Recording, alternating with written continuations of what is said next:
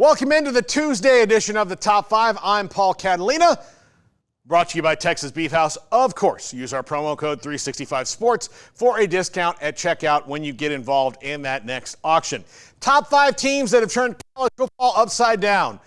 With the 12-team playoff, we knew was going to create some chaos, but I think it's exceeded all of our expectations in that with expansion, with all these things, guess what? There are some teams we didn't expect to be good that are good now.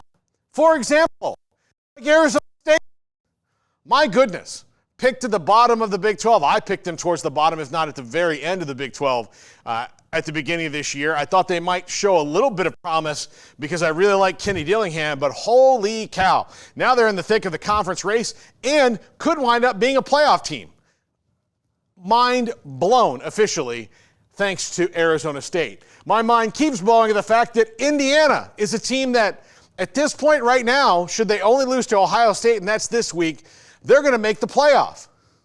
They should make the playoff because they'll have the same exact resume as Penn State, who'll have that same deal.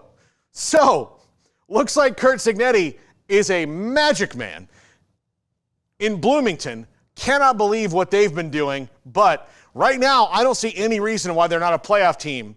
And if they win against Ohio State, write them in. Permanent marker. Indiana in the playoff. I think that's going to happen either way. Number 3, Army. Huge disruptors here. The fact that they could get to the conference championship game undefeated, and depending on what happens with Boise State, this could be the G5 team that's in the playoffs. And there's a couple teams I can tell you right now that if they drew Army in the first round, they'd be panicked. Most namely Miami, who can't stop the run, and that's all Army really does. But they have disrupted college football, and on a year when they thought, Army, Navy, and this thing will never happen. Let's keep it in the second week in December. For a while there, actually until about 2 weeks ago, there was legitimate concern that the Army and Navy game could be played with one of them determined to have a playoff spot and the other one with the same record, and then the loser flipping the script a little bit when the playoff was already set. Number 2, BYU.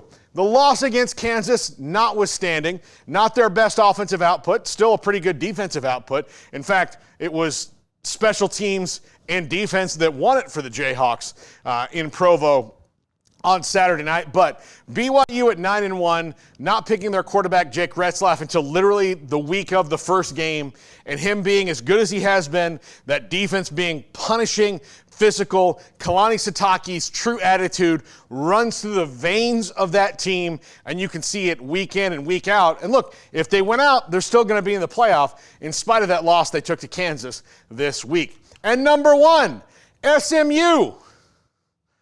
SMU has made the best transition to power conference football of any team that's ever moved up. They get a scare now and again, but Rhett Lashley has that team going. The defense is effective. The offense is lethal. Kevin Jennings is turning into a star. Really fun team to watch in Dallas. The Ponies are doing it and doing it well. Only Garrett got that.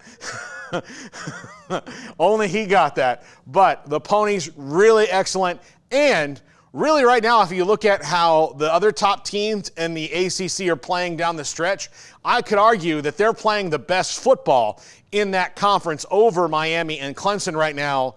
But it remains to be seen who the ACC automatic bid will be once that championship games happens. But this team, SMU, has a great shot at being ACC champs in year 1, and that is no small feat. That's going to do it for the top 5.